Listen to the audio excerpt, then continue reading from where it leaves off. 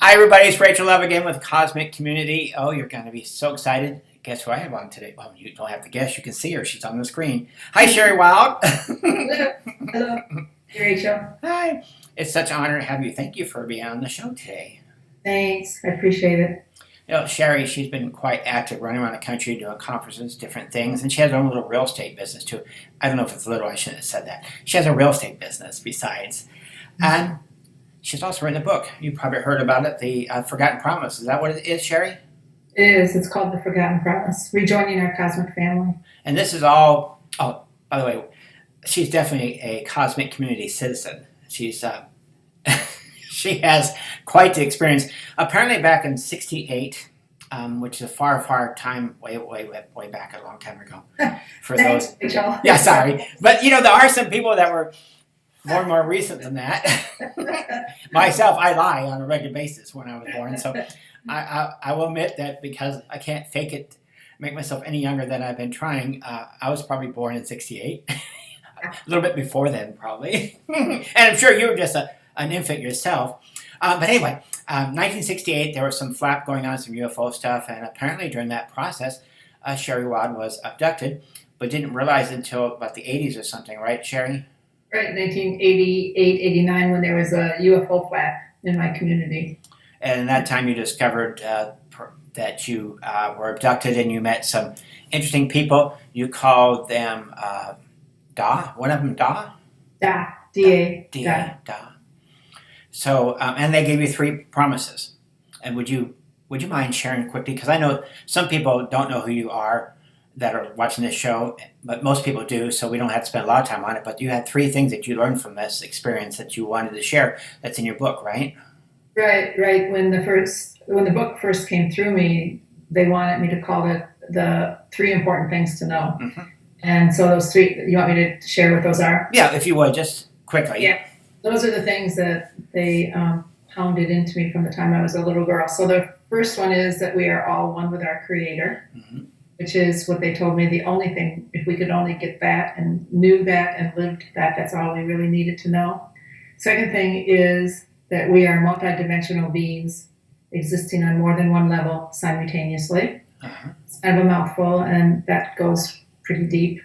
And the third one is to monitor your thoughts. And they taught me that if you monitor your thoughts, you can control your thoughts and you can control your life. You steer your life, your experiences, whether they are positive or negative, based on your thoughts, since thoughts are energy and actually create our life. I know that third one is one of the harder ones to do. And last time I had you on my show, when we did just a podcast, we didn't get much time to talk about that. So let's visit a little bit on that if we could. Sure. Your thoughts. I know I recently went back to North Carolina. I didn't really want to go.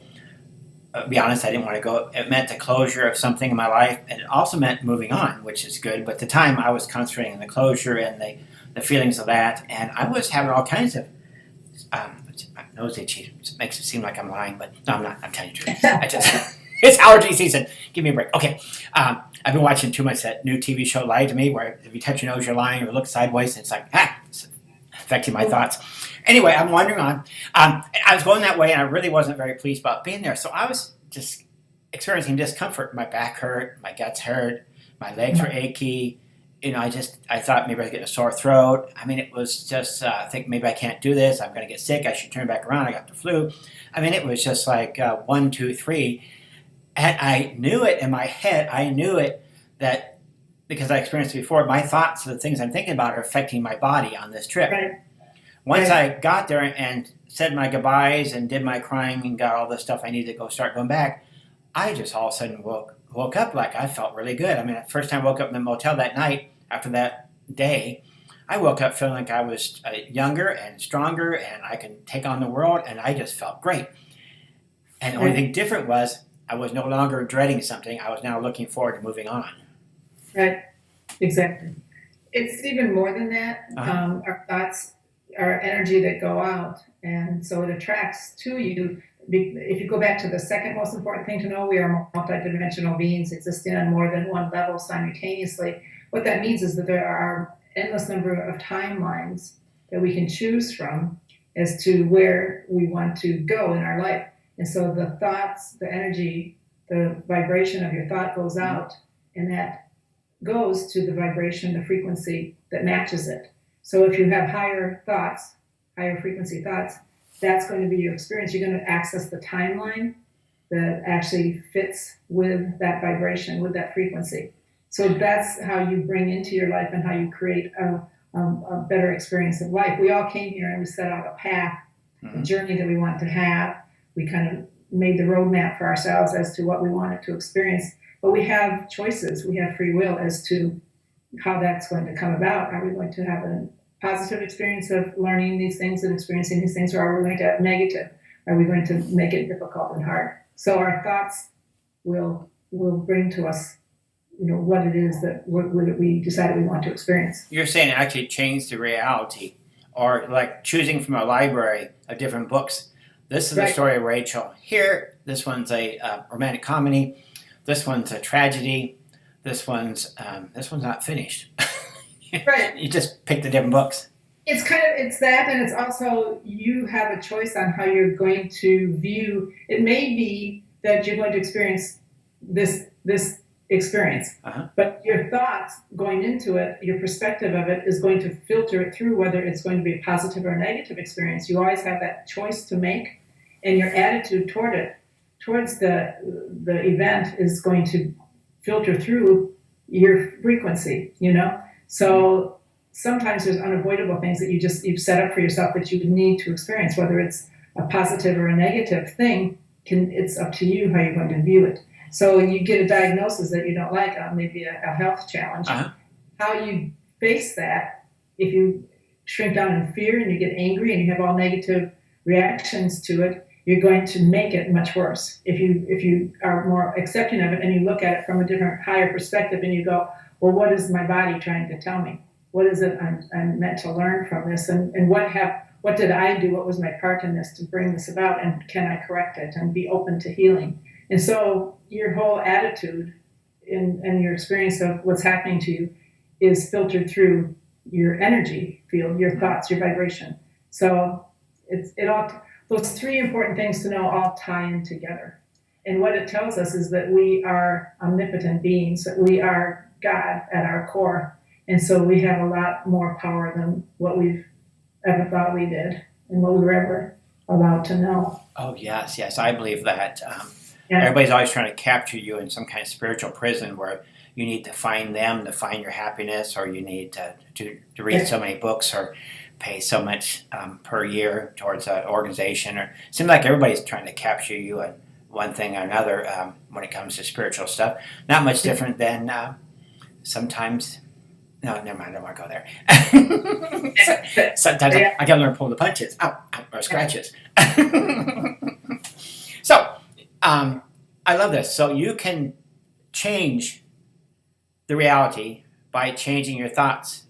Changing your thoughts, which when you say change your thoughts, what you're doing is you're changing your vibration, your frequency, your energy. And that's what we're doing right now with the awakening that's taking place on planet Earth. People are becoming aware of the power that's within them. So we all have God within us. Yeah. That's the nature of our being. That's why we're calling it a remembering. It's not so much an awakening. It's a remembering. A remembering, yes. I love that. I know that I have this vision type thing that there's a cosmic version of me somewhere else. Right. And if that cosmic version, if I remember and we're connected, I go, oh, hey, self. Right. I can use a little help here. And all of a sudden, I get these memories of things and understanding of things, and I have these little vision things. And I'm not on medication. I'm just going to throw that out there. And no, I didn't say I need medication. I just said I'm not on medication. But I will also tell you, Sherry, and everybody watching, that I have gotten some bad medical diagnosis before, and I decided I don't believe it, and they can't find it no more. So I believe in that, and I also believe that sometimes these lessons, these medical issues, are because of some lifestyle choices we're making, and we're doing that because of some other little emotional or spiritual or some learning process down here is now transformed here. So let's say that I'm feeling kind of worried and fearful, and I know that eating junk food makes me feel better, just like smoking a cigarette makes me feel better, or just like doing some other stuff makes me feel better, but there's side effects of that temporary patch. Right. And exactly. After so long of eating enough sugar, you it could be like I was. They said, honey, you're diabetic. I'm a what? You're diabetic. No way. No way. And I decided that, okay, I learned that lesson. I've been treating something that I should have dealt with before by medicating it by food. And so I stopped, and that particular diagnosis went away. Or I said, no way. Either way, it's not there anymore, and they do the test. They told me once they thought I had breast cancer, and I was thinking, I can't do that. My mom died of that. That's one of my big fears. I can't do that. And so I was like, no. I'm not going to do this. I'm going to be, nope. And then eventually they couldn't find anything. So either it was a misdiagnosis in the first place, or I decided, no. Either way, I don't have it. Right. And we set those things up for ourselves. I mean, we're not victims. No. None of that happens to us by chance. We invite it into our life for us to experience because there's something there for us to learn. That's what disease is it's a slap in the face to get your attention because there's something there, that needs to be looked at usually. And it is, what does the Course in Miracles say? It's a defense against the truth. So, your miracles are our birthright. We have a right to miracles. And when they don't happen in your life, then that's when something wrong has occurred. So we are learning how powerful we are. It's time. Humanity is coming into the fullness of who they are. And so that's what we're doing. And it's contagious. The more we start talking about it, the more it triggers an awareness in the next person. Because on a deep level, everybody is yearning. Their soul is really yearning to wake up and to remember who they are and to just return back to source. Have you found that there's been kind of I think I'm feeling it, a change in the environment, a change in the air, a change in everything? It seems like there's more people that are experiencing illness and different things and different realities, and then there's also the other. It's almost like it's, are you sure you believe this sort of a thing? You say this, but yet the light's showing something different and making you deal with some issues. Or is that just me saying that? I'm seeing it, but I'm living a strange life, but I hear from people who have read the book, and then I have people in my life that are sharing their experiences. And so it seems to be like, it almost feels like we're all kind of getting into a line, and we're all moving toward source, moving back up, back into the light. Mm-hmm. And as we do that, you can see those who are at the head of the line, kind of where they're at as far as those who are further into their awakening. Yeah. And then you have those that are just coming into it, and then you have those that are still totally unconscious and not aware at all of any of this. And so you can watch them because usually it is something major that triggers the awakening in someone. Mm-hmm. If they don't consciously choose to have the experience to remember who they are, they will face some challenges in their life, whether it's health challenges or financial problems or something that will get their attention, that breaks them down to the point where they look outside of, or they look within themselves, not outside, that they stop looking outside of themselves for something to fix whatever it is that's causing them the pain. And they actually literally stop what they're doing and just surrender to it. And that's the key to it, is to surrender and to realize that, yes, we were given free will, but in truth, we are one with the Creator, and we need to remember that, and we need to give ourselves back into that source and look there for our guidance. So I just had this weird little visual in my head. I can almost see the people that are not awake. They're like my dolls here. These were my mom's. My mom passed away. I was able to get these dolls, and one of the things I was happy about getting the dolls back when I went to North Carolina. But it's almost like I can visualize dolls sitting on a shelf, and I can see people coming to them, and I can see them moving them around and doing different things, but they're like not awake. And then I start seeing a collection of different energy spirits come around them to start poking at them and cause them issues and stuff to awaken them. Right. And that's a weird visual. But that's what I got as you were sharing it. I can almost see that when I watch people. And Facebook and stuff is, you can just watch people lives on Facebook, because we put everything on Facebook. You can watch people that are starting to wake up, and you can start seeing things go through their lives. And it's not like stalking, but it's just so obvious. You just start seeing and you see the awakening, you see the different issues come in their life, and then you go, oh, they're awakening. Right. And I think it's for those of us who've gone down that road a little bit further for us to turn around and go back, lend a hand back to those because we know how painful it can be. It's not it's not a pleasant experience in all honesty, which is probably not a good thing to say. But I mean, we all want to go through it because Yeah. absolutely want to and we need to go through it. But it's difficult to awaken and see the truth of this, what's happened on this planet and what is happening. And so it's not always easy. It can, You know, the other side, the process is like waking up in the morning. Oh, my eyes are puffy. I was like, oh, I need some coffee. I mean, that whole awakening, just everyday type thing, can be. Oh, that's true. That's a good analogy, Rachel. Yeah, Yeah. true. Yeah, absolutely. We've gone our few minutes I usually use for a show. Okay. I want to ask you something, and I don't know if I should. You're the abductee. You've had this experience before and stuff. Do you get visits still? Do they come by and ask you out for a ride occasionally, or is that something in the past that's come and gone?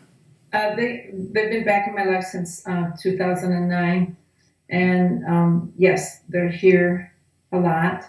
I'm working with, and I know a lot of people are shocked by this, but my guys have taken kind of a step back, and I'm actually working with a group of Draconians, and they're kind of they've broken off, I understand, from their group, and they are wanting to take advantage of this time, this opening, this alignment, and move out of the service to self into service to others. And so they are here quite a bit. And it's been a challenge to work with them, but I love them. And it's hard to describe to people because it sounds so crazy, but we're working with these Draconians. Actually, my partner and I both are. And it's been interesting. Apparently, it's a contract that we entered into with them to do this, and so yeah, they're here quite a bit, and it's a little bit of a challenge. It's different than my guys, definitely. It's different energy. They're of a different frequency. They're just different. But, Is it like a spiritual political thing or another outer planet political thing where somebody's working on a higher position or changing? You know the old story about the angels and the demons and that fighting stuff. Is it connected with a political upheaval, or is it just another step in evolution? It's another. I see it as another step in evolution. There might be all that going on with it, but I don't even go there. I can't. This is weird enough to try to understand and try to deal with, and I have to keep it in the realm of the evolutionary process of humanity, and that includes not just Earth humans, but all. And these guys are sincere in wanting to stop playing that role. They're weary and tired of playing the dark force, and so it's interesting. I'll tell you that. That is interesting. I know it's been kind of a movement lately for people to acknowledge their darkness inside. Instead of always being in love and peace, there's an actual acknowledgement that we have both in us. Absolutely, Rachel, and that needs to be talked about more. How we need to be grateful and to have that love for those that took on and played that role. They're no different. There's no difference. We're all source. We're all an aspect of the creator. And actually, those who took on the role of the dark so that we could experience duality in this world, we have to have some gratitude to them. We wouldn't have been able to experience it had they not taken on that role. And that had to be on a soul level a big decision to make, to come in and play. I bet. I look good in red. You put some horns on me, I look good. But not everybody can pull that off. Sorry. So, I was just thinking, I have this running joke. I used to have a tail, but I cut it off, and I probably shouldn't do that because I've pushed this. But so you're working with the Drac folks, and they're visiting with you now. Is it? Are they? They're not taking you anywhere, are they? They're just coming to you. You're not leaving again, right? They're just coming to you. You're not being abducted no more, right? Well, sometimes we're taken, but mostly they just are coming in, and what they're doing is they're doing healing work with us and energetic work with us, and we're just so yeah. Sometimes we go. There is physical that we go physically, yeah. But a lot of times they're just there. most of it seems to be occurring at night, whereas with my guys, a lot of that stuff happened during the day. But we're very aware of them, and they're not quite as smooth at this as my guys. I guess. Yeah. Not a lot of practice. I don't know, but they're just easier. They're higher fourth dimensional beings, maybe fifth dimensional beings. Hey, are they more like men or more masculine energy? A little bit rough. Their energy is very they're very solid and very muscular. I find I feel just a lot of love for them when I see them. I don't have as much fear. I don't have any fear of them actually. Whereas when my guys show up who have known my whole life, my body responds with fear because it was programmed from the time I was little to do that. But these guys, when I see the Dracos, I just love them. I mean, I just do. They're just a sweet bunch. They remind me of innocent children who have been naughty, and they're wanting to be forgiven by their. I was thinking more like the biker type with the beard and leather. Of course, that's my own little fantasy, I guess. Right in the back of that Harley down the road with that big guy who's going to protect you. See, I have some issues. I do have issues. But so taking off with them, and they're rough and mean. They've done some terrible things, but you can still see that little child inside of them. Absolutely. And that's sort of what you're describing here, aren't you? Yeah, and I think that's the secret to it is to see the innocence in everyone. That includes our enemies. Everyone has that innocence within them. And what you're really dealing with when you're dealing with the what you call the negative or the naughty or the bad is you're just dealing with an energy field that's ego or whatever you want to call it. And it's just a game. It's just a role that they're playing. The truth of them is that they are not separate from me. They're an aspect of the Creator, and you can see that in them. You can see that in everyone you meet if you decide to do that. You have to first access it within yourself. You have to first find that aspect of the Creator, the divine within you first, and get comfortable with that and really feel that love. Once you have that, then you see it in everyone you meet.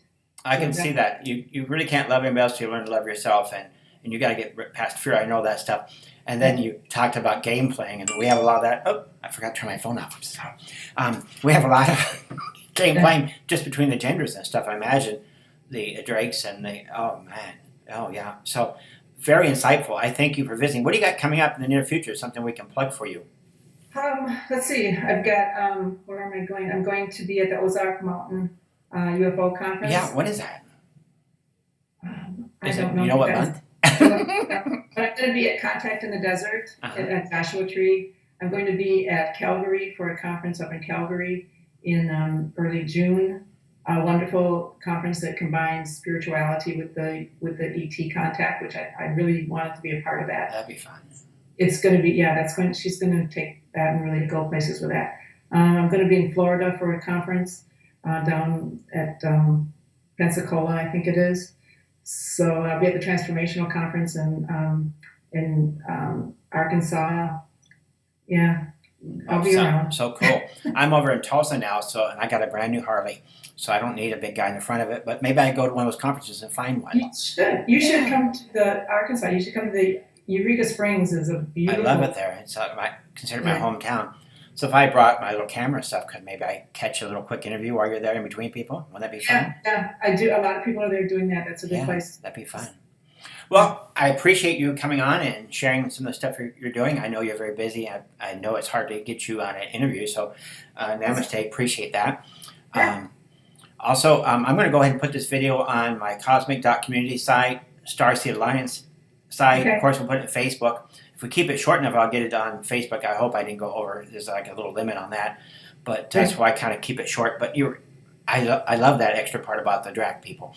Anyway, YouTube, all the different places to be, and I made a brand new website, rachellove.tv. I'm going to put these kind of things on that way. So, of course, people watching this already know that because they found it there. But anyway, so what's your website?